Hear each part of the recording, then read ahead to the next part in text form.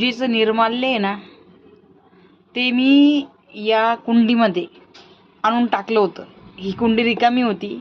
या कुंडीमध्ये मी तसाच त्याचा हे केला, त्या निर्माल्याला तोडलं आणि याच्यात आणून टाकलं. तर ते उदाहरण म्हणतात ना की अंतः अस्ति प्रारंभ. तर त्या फुलाचा जरी शेवट झाला आहे, पण त्याच्यातून नवीन प्रारंभ झालेला आहे. हे बघा, हे छोटंसं रोप आणि त्याच्याबरोबर हे रोप आलेले होते.